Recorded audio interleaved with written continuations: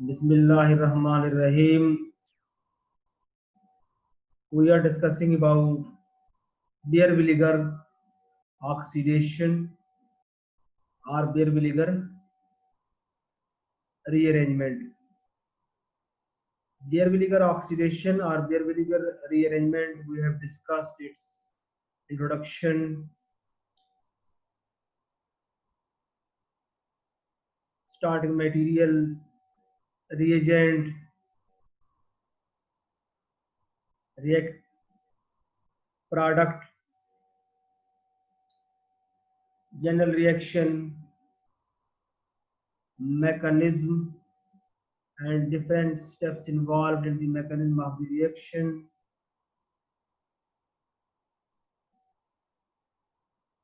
And we have also discussed one example of this beer vinegar reaction. Today I am going to discuss what are the applications of beer vinegar oxidation or beer vinegar reaction. Beer vinegar oxidation is used to synthesize the following types of compounds. तो applications जो हैं क्या है? First application asters and acids. When ketone react with per acid they form ester. जब ketone पर acid के साथ react करता है तो क्या बनाता है?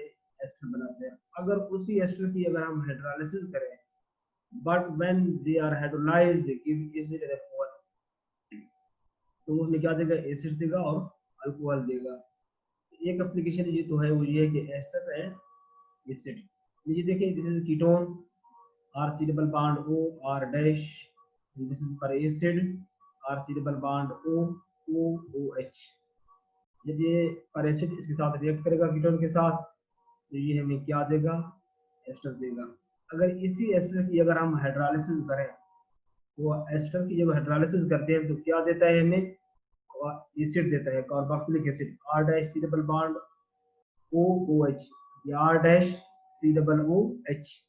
ये एक एसिड देगा और दूसरा अल्कोहल देगा, R O H. This is alcohol. तो एक तो एप्लीकेशन इसका ये है कि एस्टर एंड एसिड्स. दूसरी जो एप्लीकेशन है, सिंथेसिस ऑफ इलेक्ट्रॉन्स, कि हम इलेक्ट्रॉन्स जो है हासिल करते हैं from this reaction, from this vinegar reaction. This method जो है, this method is used to synthesise electrons with large rings. Electrons का रिंग बड़ा होता है, 7 से लेके आमतौर पर 14 तक, 14 मेंबर रिंग भी हो सकता है, तो 6 भी हो सकता है. This method is used to synthesize electrons with large rings. Electrons are obtained by the oxidation of the respective ketones. यानी जब हम साइक्लिक कीटोन जो है उसकी अगर हम रिएजेंट पर एसिड के साथ रिएक्शन दिखाते हैं, तो वो हमें उससे क्या मिलेंगे? इलेक्ट्रॉन्स मिलेंगे. ये हम उसकी डेफिनेशन में भी ऑलरेडी डिस्कस कर चुके हैं. तो एक एप्लीकेशन इसका ये है कि सिंथेसिस ऑफ इलेक्ट्रॉन्स. अब इसका हम रिएक्शन डिस्कस करेंगे. ये जो मेथड है, this method is used to synthesize electrons with large rings. Electrons are obtained by the oxidation of the respective esters, respective ketones. अब आप देख रहे हो एक रिएक्शन, सिंथेसिस ऑफ इलेक्ट्रॉन्स का रिएक्शन जो है, ये हमारे पास साइक्लिक कीटोन है. This is a cyclic ketone. General reaction में ये जो है साइक्लिक कीटोन है, और इस साइक्लिक कीटोन का नाम क्या है? साइक्लोहेक्सानोन. साइक्लोहेक्सानोन. ये जो साइक्लोहेक्सानोन है, जब ये रिएक्ट करेगा किसके साथ? पर एसिड के साथ, R C double bond O O H, peracid. तो इससे हमारे पास बनता क्या है? What is the product? The product is कैप्रोलेक्टोन.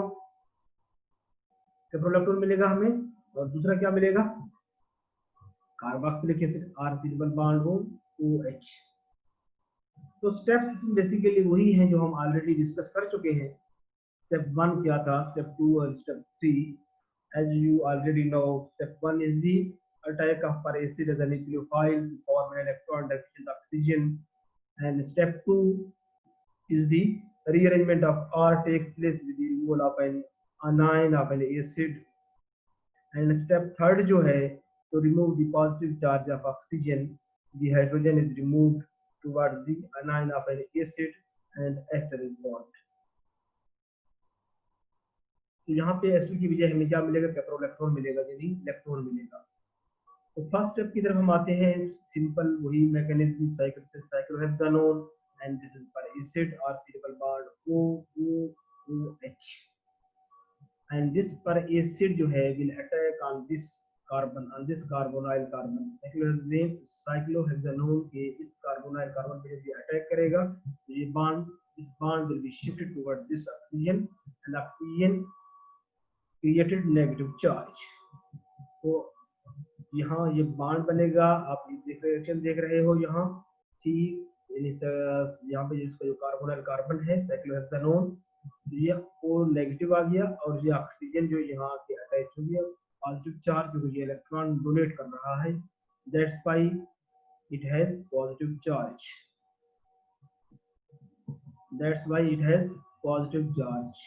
तो ये हाइड्रोजन है इसका और ये O C double bond OR, ये हमारा फर्स्ट स्टेप था, attack of acid in nucleophile to form electron deficient oxygen, electron deficient oxygen. Second step में क्या हुआ था, हमने कहा कि रीअरेंजमेंट होगा, तो rearrangement removal of R takes place with removal of an anion of an acid. अब ये जो पार्ट है, ये this is alkyl group, this is alkyl CH2 group है बेसिकली।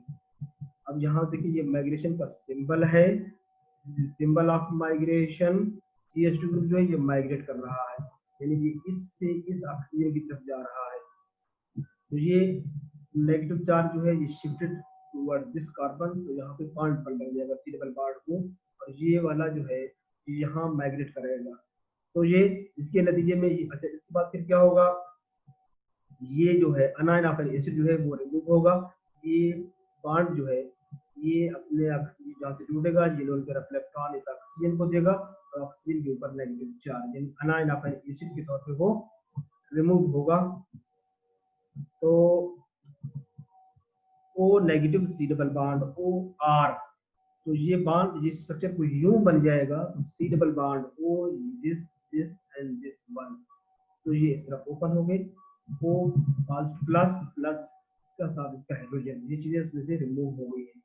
अब स्टेप थर्ड में क्या था, स्टेप थर्ड हमने क्या कहा था कि positive charge of oxygen, oxygen के पॉजिटिव चार्ज को खत्म करने के लिए ये ऑक्सीजन जो है यहाँ से रिमूव होगा, ये हाइड्रोजन यहाँ से रिमूव होगा, और जब ये हाइड्रोजन यहाँ से निकलेगा तो ये एफिशिएंट होकर निकलेगा, ये अपने इलेक्ट्रॉन जो इस ऑक्सीजन को देगा और ऑक्सीजन का पॉजिटिव चार्ज जो है वो खत्म हो जाएगा।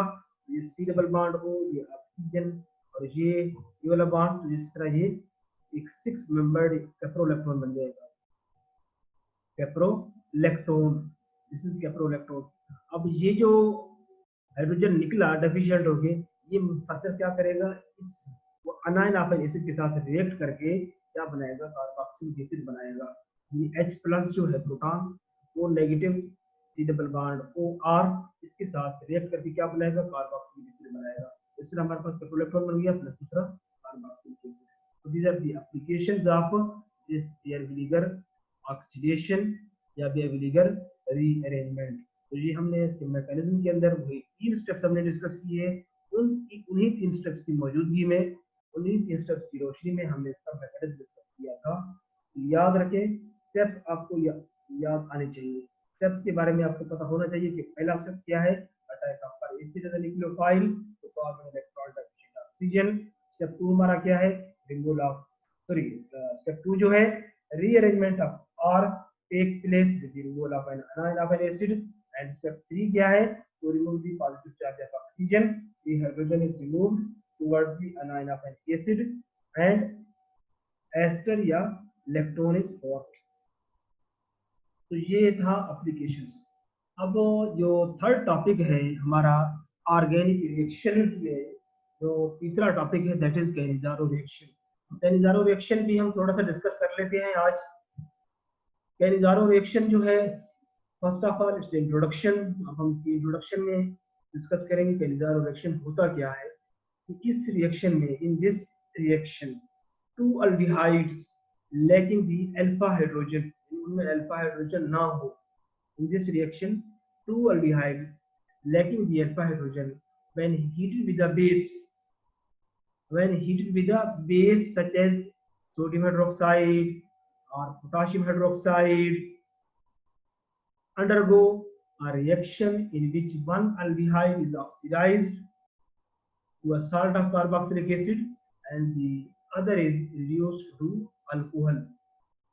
यानी एक अल्डिहाइड होगा क्या होगा, ऑक्सीडाइज्ड होगा साल्ट ऑफ कार्बोक्सिलिक एसिड में, और दूसरा जो है रिड्यूस्ड होगा to alcohol.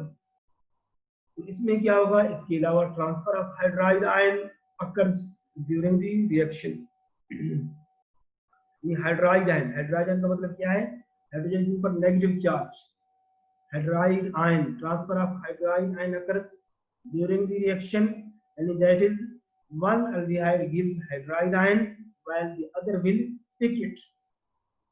So this is the introduction of this Cannizzaro reaction.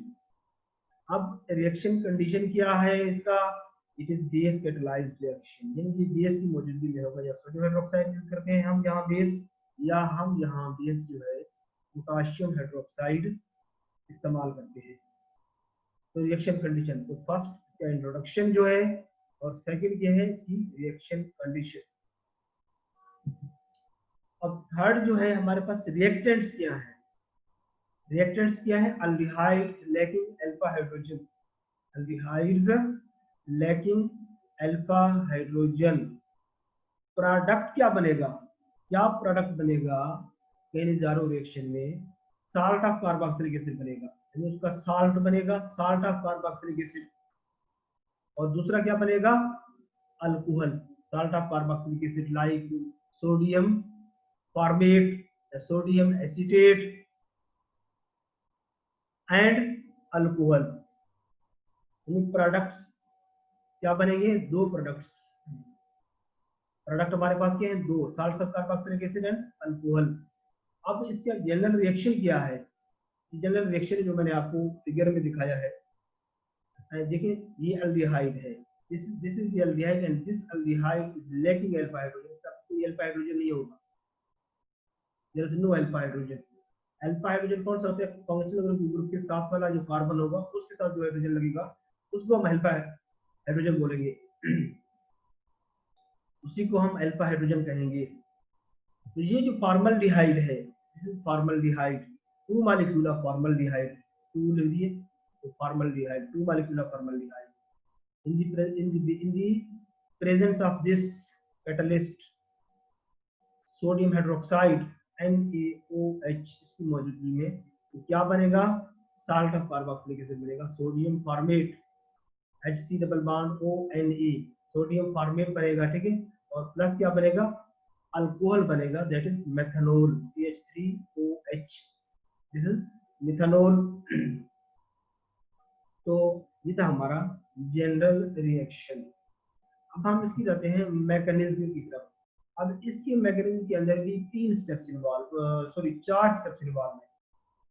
तो मैकेनिज्म का जो पहला स्टेप है वो क्या है, attack of hydroxyl ion on the carbonyl carbon, यानी OH आयन, OH यहाँ पे अटैक करेगा एज ए न्यूक्लियोफाइल के तौर पर, attack of hydroxyl ion on the carbonyl carbon. दूसरा जो स्टेप है that is transfer of hydride ion, transfer of hydride ion. तीसरा स्टेप क्या है, माइग्रेशन ऑफ प्रोटॉन। और चौथा step that is our last step, और इस स्टेप में हमारा प्रोडक्ट बनेगा formation of sodium formate and methanol. तो so these are the 4 steps which are involved in the mechanism of this reaction. Step 1 क्या है, step 2 क्या है, step 3 क्या है, और step 4। अब हम एग्जांपल डिस्कस करेंगे, वही जो हमने जनरल रिएक्शन डिस्कस किया था, जो फॉर्मल्डिहाइड जो है, 2 मॉलिक्यूल ऑफ फॉर्मल्डिहाइड जब ये बेस के साथ मिलेंगे, इस बेस की मौजूदगी में, सोडियम हाइड्रोक्साइड की मौजूदगी में, तो प्रोडक्ट क्या बनेगा, सोडियम फॉर्मेट बनेगा प्लस मिथानॉल बनेगा। अब इसी जनरल रिएक्शन का हम मैकेनिज्म डिस्कस करेंगे कि किस मैकेनिज्म के तहत ये बने हैं, सोडियम फॉर्मेट प्लस मिथानॉल। उसी मैकेनिज्म का जो पहला स्टेप है, वो पहला स्टेप जो है वो that is attack of hydroxyl ion on the carbonyl carbon. दूसरा स्टेप क्या है, ट्रांसफर ऑफ हाइड्राइड आयन यानी H नेगेटिव आयन। और तीसरा स्टेप क्या है, माइग्रेशन ऑफ प्रोटॉन। और चौथा स्टेप जो कि हमारा लास्ट स्टेप है, formation of sodium formate and methanol. तो अब इसी का हम स्टेप डिस्कस करने जा रहे हैं। अब पहला स्टेप हमने क्या था कि attack of hydroxyl ion on the carbonyl carbon. जो सोडियम हाइड्रोक्साइड का OH ग्रुप जो है ये अटैक करेगा, यानी OH ग्रुप जो है hydroxyl ion on this carbonyl carbon.